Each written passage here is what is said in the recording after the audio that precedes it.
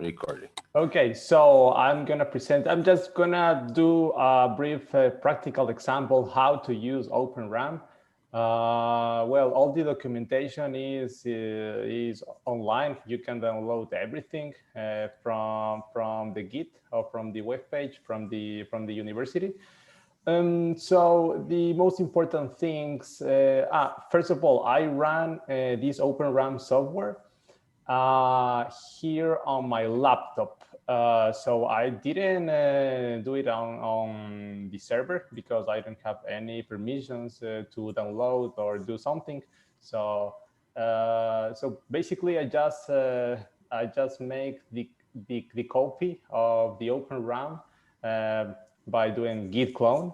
And the most important dependencies are these ones. So here they are only mentioned the open source things. So as you can see, you have for the Spice simulator, they are using these ng Spice, also others. And for the DRC, they are using the open source DRC tool that is called Magic. And also for the layout versus schematic, you have the NetGen. So I download just two things: the OpenRAM and the ng Spice 26 or no 27 if I'm not wrong, and that's all. So they also support like these technologies. One thing that are new and that it's not mentioned here is that they are also supporting some new Skylake technology. I don't know if you heard about it, Adi. Yeah. Tzachi No, is very it's not the Skylake. excited about it. Skywater or something like that. Tzachi, what's it called? I think Skywater. Yeah. Okay. So this is Skywater thing, and that's cool. I mean, these guys are doing tape outs with these technologies. So and you can also put some technologies, for example, for TSMC. You just have to point to the correct path, and that's all. So that being said, I also wanted to show this is a work done this year or the previous. Yes, well, this was published in December or February 2020, if I'm not wrong, and they are basically using MRAM. This citation number 36 is the OpenRAM software. So they built their own bit cell by this ferromagnetic FET. Adi? What? It's ferromagnetic, yeah. Okay, cool. So they basically use the OpenRAM as a baseline and just put the bit cell there. And then they have had all the peripheral and so on. I believe that they struggle a lot with the DRC because you have to play with it for a little bit. So, okay, that's just for a brief introduction. Now let's put something useful. Let's give me a minute.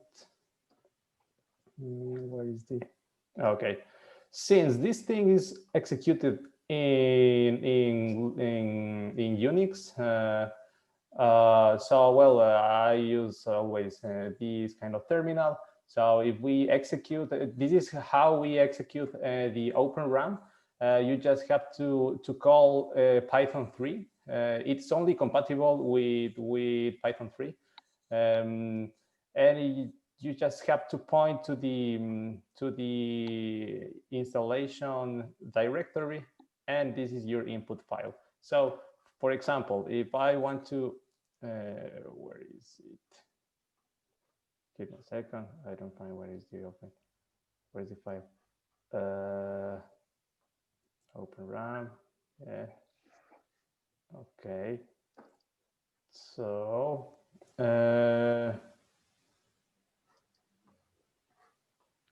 Okay, I think that I believe here. Cool. Okay, so this is the input configuration. For example, okay, let's open with Vim. No problem. So as you can see, you just have to establish some inputs. In this example, this is a really small memory. This is the PDK that you are using, and that's all. I mean, you have another inputs. You may ask, but wait, where is the bit cell? I mean, you can also put different inputs that are mentioned inside. This is the OpenRAM tool. So are mentioned inside, if I'm not wrong, the compiler in options. You can see all the inputs. Okay, so you can see here all the inputs. By default, OpenRAM uses this. So you have your bit cell here, and the bit cell is defined inside the main OpenRAM directory. So that being said, let's execute OpenRAM with the default configuration with this one. And a small, you know what, let's put format it. Okay, so it's pretty fast. Hopefully it will work. Is that for bits or for bytes? Bits. Okay. What? My config. Okay, this is new. I have a backup also. That.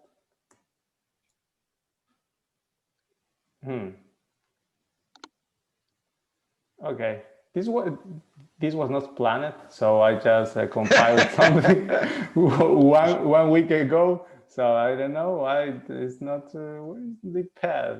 Blah blah blah blah. Read config.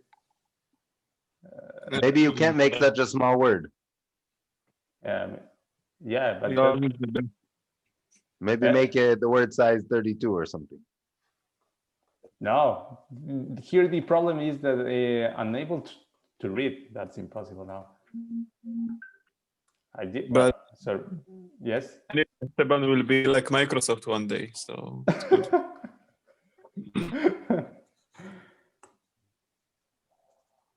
I will buy shares in Esteban now. Yeah, wow, this is new. Okay, I don't know where home Esteban open. Okay, I think that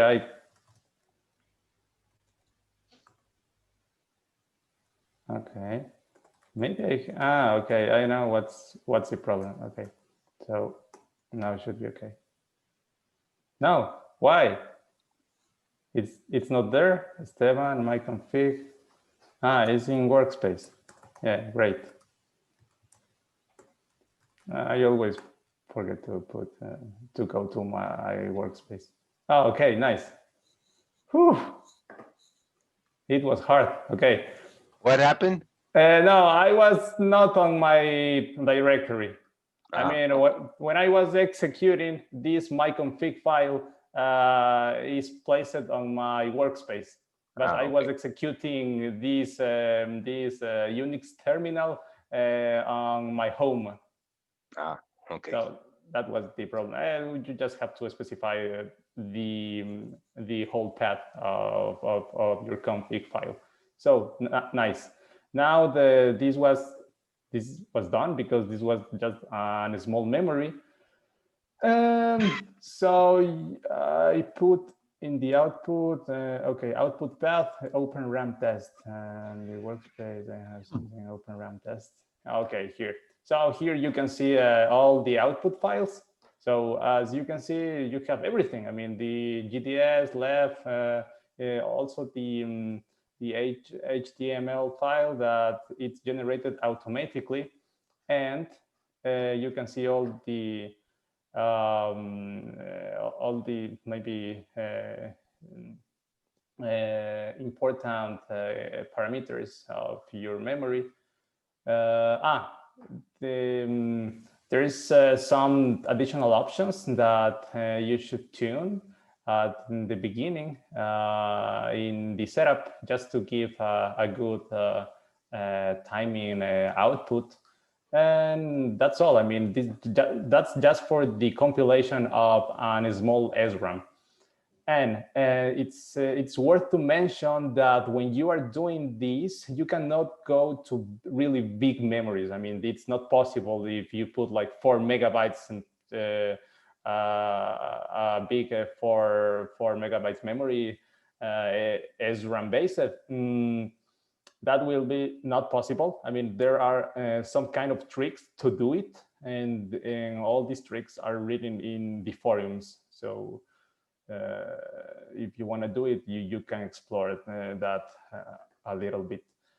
Okay, that's for the first part. And the second part, I want to show you. Since I wanted to see the layout, well, I download this GDS 3D. So this is executed in Linux and also in Windows. So for example, this is just going to read the GDS file, and then it will pop up like a 3D layout just to take a look. I don't know, maybe it's good for debugging. I don't even know if this is useful, but I just did it because I wanted to see the layout on my computer. So let me see where is. I just have to execute. This was the previous one. Okay, so to execute this, you just have to put 2 inputs, like the technology. In this example, GTS. Okay. Where is tech files? Okay. This is really simple. So this is the tech example. You should put here like pointing to the correct technology, just to follow. For example, if you are using the TSMC 65, it will take all the colors and the metals and so on. So, for example, if I execute this, let's see where. You have to write that technology file? You have to write this technology file. If I wanted to do it for TSMC 65, I'd have to write my own tech file? No, it's supposed that you have only to point to how the layout is done in Virtuoso. But that's the same. I mean, I don't know the syntax of a tech file. That's the same as a tech file syntax from Cadence tech file syntax? That's a good question. I believe so. Okay, that's a good question. I'm not sure. I don't even know how the tech file is. No, I think it's more complex, but maybe I'm wrong. Okay. Maybe you have to write this thing by hand. Okay. That should be a pain. Yeah. I mean, it's a pain. It would take an hour, and you do it yourself. But yeah, it's just one time. Yeah, that's true. Yeah, okay, you're right. So well. Anyway, we can also open it with with Virtuoso or with Calibre or something. Yeah, like sure. that. I'm gonna do that. So I'm just to take a look. This is the memory. So I execute it. Okay, this is the layout. This is the GDS, as you can see here up. So I don't know if this is useful. I mean, this can be useful. I don't know. Adi, is this useful? Yeah, why not? It's a pretty ugly memory. That's very cool. The 3D, the type of stuff. To put something in a paper with this 3D view. That's you cool. know who says it also. Innovus, but you can't look at the. You can only look at like the left. 3D. No, but you don't see the bottom layers. Yeah, I mean, you can see like what is that replica? Okay. What? Okay. Let's see the sense amplifier, for example. Yeah. Okay. This is okay. It's not so pretty, let's say. No, it's kind of pretty. I think it's nice. How did Okay. you turn it around? Yeah, you have to. The students in my courses have been for years complaining, why don't we look at it in 3D? Okay, so now you just have to play with the cursor, and that's all. So you can separate out. This is to return to the view. I'm not familiar with all these commands, so sorry. That's nice, I think. Yeah, I don't know. You can also separate. Cool. Okay. Again, useful. I don't know if it's useful, but Yeah, I know. but it's kind of nice. Okay, yeah, that's the second part, and now let's load it into Virtuoso and see how it looks. Also this option of the GDS 3D can be implemented as an additional tool in Virtuoso. There's I don't know if there's a tutorial, but maybe there's a manual on how to do it. But whatever, that's not a problem. Okay, so that being said, let's go to the, what is that? Okay, I think that we only need the GDS. Yes. Where is Virtuoso? I think that I have an environment right here. Okay, yes, cool. So, did you, I think that, how do I,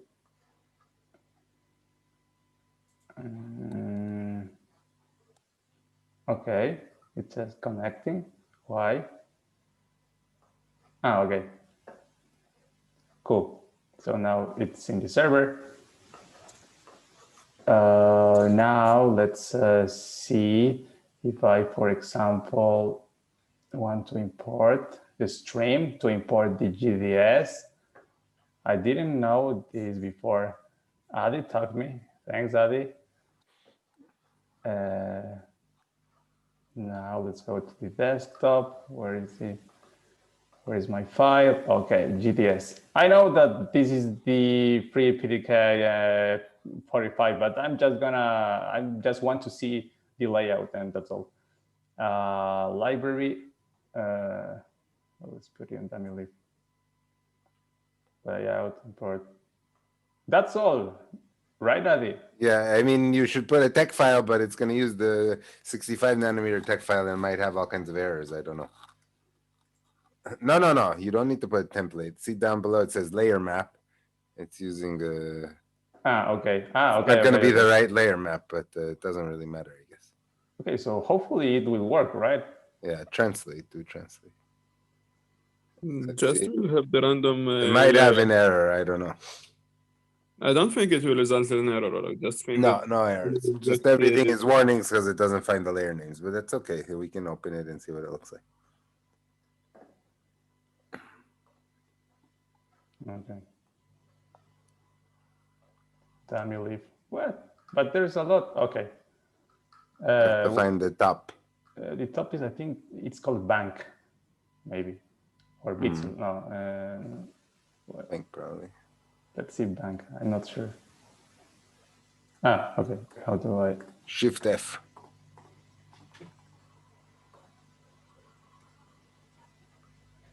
Okay. So the colors are because we don't have the right layer map.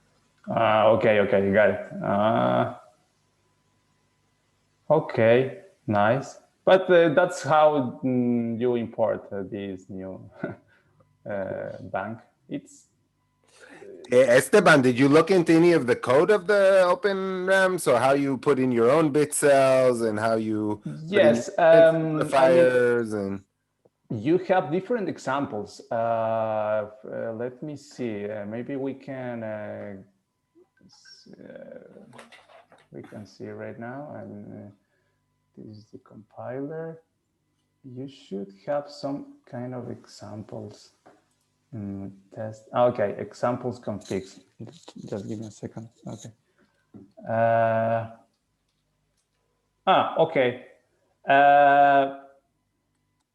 Okay, this is new. So yes, you have different kind of examples for different sizes, using also the sky, water technology. If you want to put a bit cell, yes, you should do two things. Number one is go to the this is the SRAM. What is it? Okay, bit cells here. So here in bit cells, you should put your own bit cell. But how you do it, if you want to put an EDRAM, for example, I'm not quite sure. I still have to explore more into this thing. Okay. Storage nets queue output input power ground. Well, I mean, it's pretty amazing how you can do all these things with Python, right? Yeah. I mean, you only need two kind of libraries. I mean, you need just NumPy and another one that I just already that I forgot.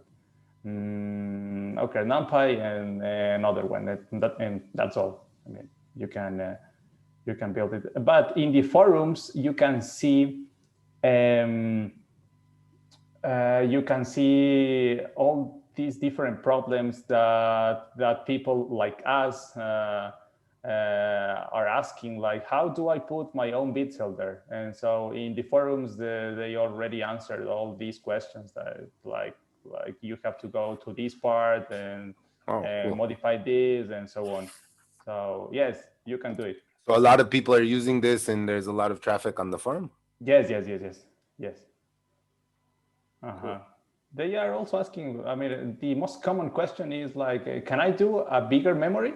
I mean, they answered like, yes, but it's pretty tricky because this is just one bank, okay? You can do with MRAM one bank, but if you want to do like a 4 megabytes, that means that you have to have like different banks, and that's you have to do some extra things there.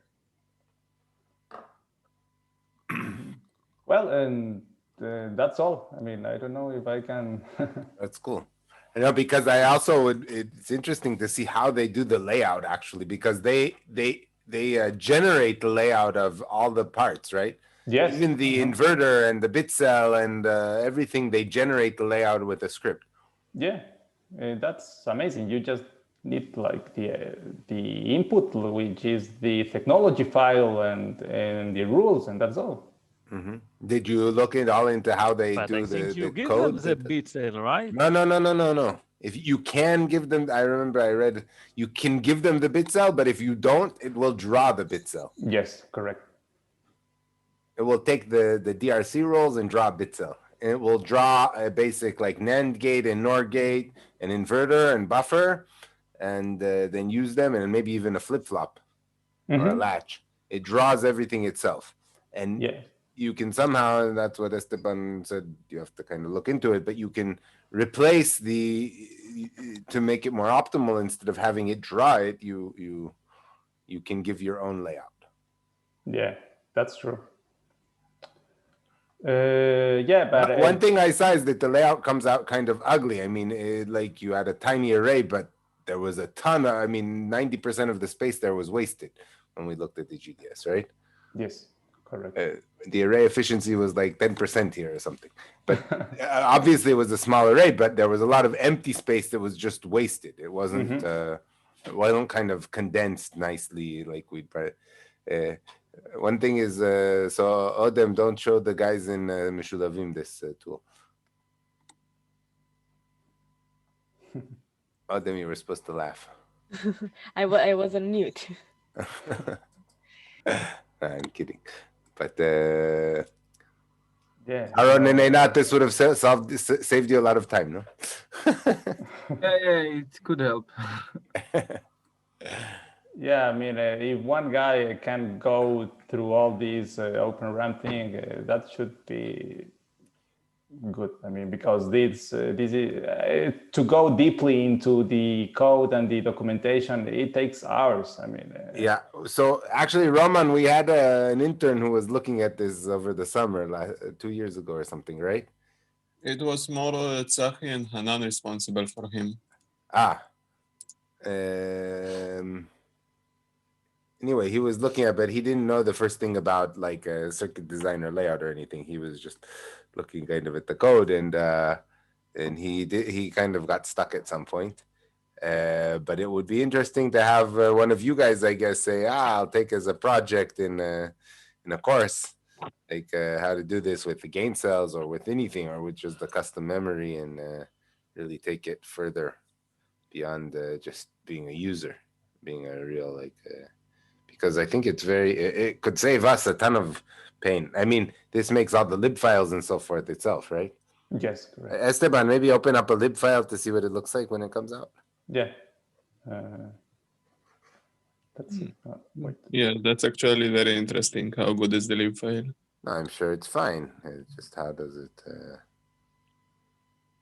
That depends. Now this is from the analytical model. So, okay, if I open in Beam, lib file is pretty ugly. Let me open with another thing. Why is it ugly? Because everything is in red. In what? In red, in color red. I don't wanna. Wait. But you can change that in Vim. I just downloaded like 2 days ago, so I'm not in Windows Vim. But if it's the same as in Linux, I can show you how to do it. Anyway. Okay, this is the lib. Okay, this is the header. Keep going down. So let's see. Cell SRAM. The pins, leakage, okay. Wait, go up a bit. There was a timing thing. Yeah. Pin D in. Set up constraints. Okay, and hold constraints. Then bus D out.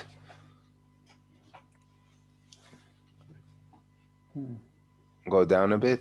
Adam, does this look familiar? Yes. It's the exact thing we use. Mm-hmm. Go down a bit.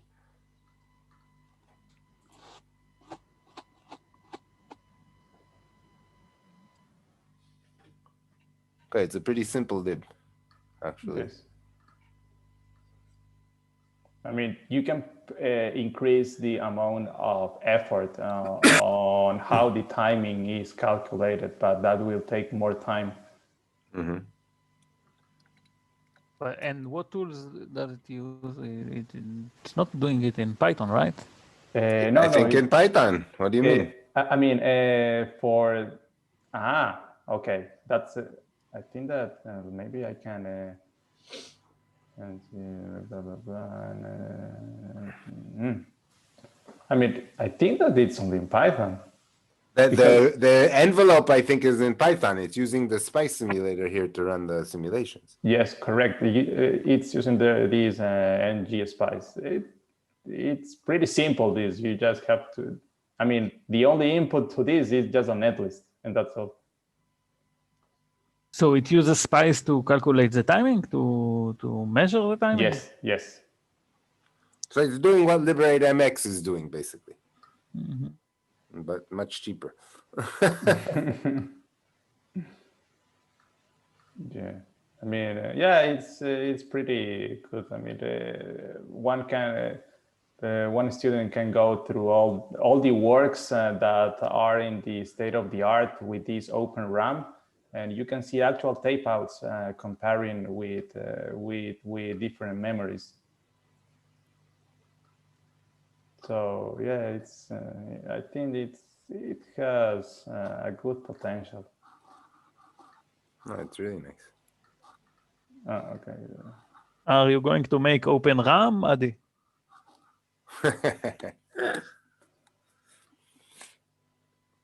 Esteban, if you're already on the thing, show us how you set up Linux on your Windows machine. I mean, I just downloaded from the store, right? I mean, where is the Windows? How to store? Wait, Microsoft Store.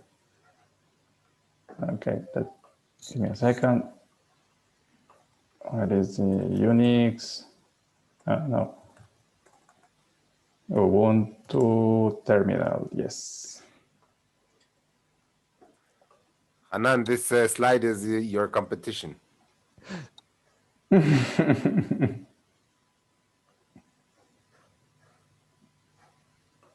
Okay, I just went to the Microsoft Store and I downloaded the this Ubuntu terminal, and that's all. And then, okay. And Yeah, because VI, you downloaded an executable for Windows?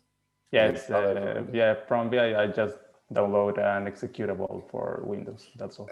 And then when you installed like all these packages that they needed, how does it know to install it on the Linux part or on the Windows part, or you do it with a yum That's a good install question. or something? No, this is like a separate environment. So let's imagine that you have this virtual environment with this Ubuntu terminal. So I have to, if I have Python on my Windows machine, no, I have to install Python in this Ubuntu. So I just put a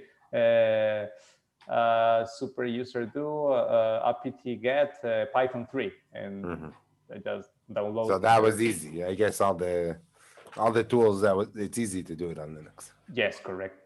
So I'm just using these for these extra softwares that require these kind of things. I mean, but maybe you can find some problems in the setup. That depends on which kind of environment. I'm not sure. I mean, I didn't find any critical problem. Just I have to do always update things or do apt update something, and that's all. I mean, no more.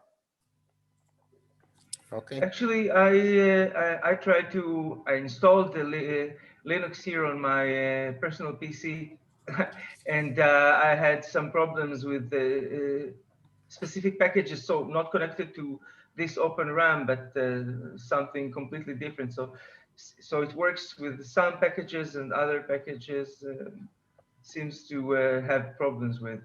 Installing it like this from the App Store thing? Yes, exactly. So I was just following some recipe and tried to install. The installation went fine, but it has, so I also have Python and everything, but it has some problems with when it comes to certain packages. That's why I don't know. I wrote down to you that I prefer to install that on a server instead of doing that over Windows machine. Yeah, I mean that's true. You have to do like extra work here, but just to do a testing. I mean, if I wanna go and explore this thing that it's just written in Python,